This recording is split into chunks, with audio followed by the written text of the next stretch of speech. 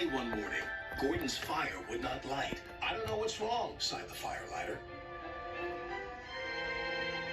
"There must be gremlins about." "What are gremlins?" asked Percy. "I've heard that they're little green men who play tricks," replied Thomas. "Can we find one?" "Ha!" said James.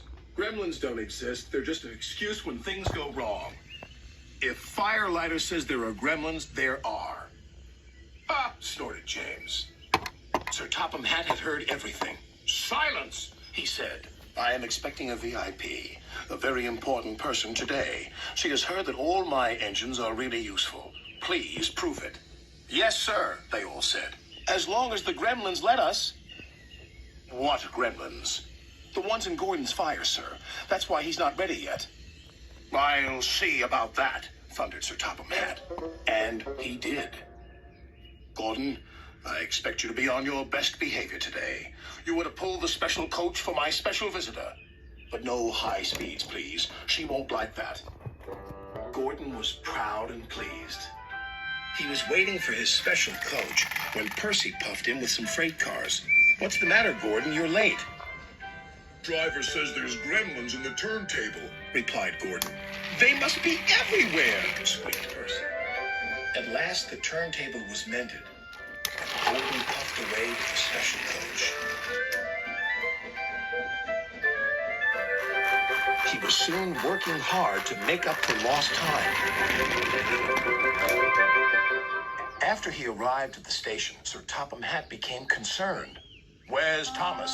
he wondered. "He's supposed to be bringing my visitor from the docks." "Huh, puffed Gordon. Thomas isn't really useful if he's late."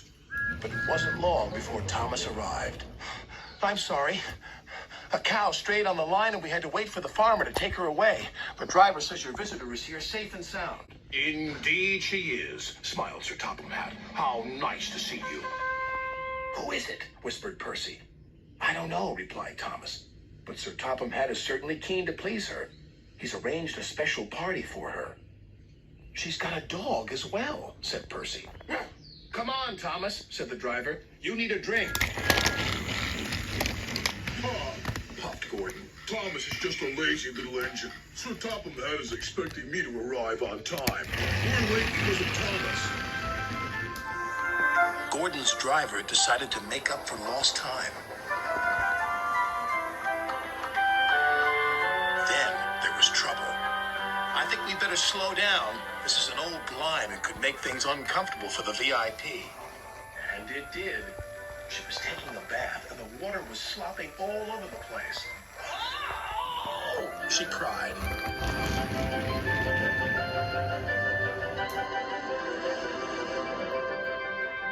Gordon was very relieved to reach his final destination, where Thomas was waiting to collect Sir Topham Hatt and his special visitor. He blew an extra long whistle. This frightened the visitor's dog so much that he fled from the station and ran into a field where a bull was grazing. The bull frightened the little dog even more. He ran back again, onto the platform and over the bridge.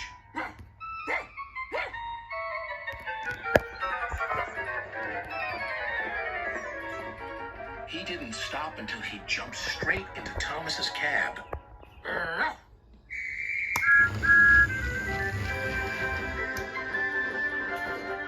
But he had a wonderful ride all the way to the docks. "What's the dog's name?" asked the fireman. "Well, after today's events, I think I'll rename him Gremlin." Sir Topham Hatt chuckled. "In that case, I've met one at last." "Excuse me, sir, but who is your very important visitor?"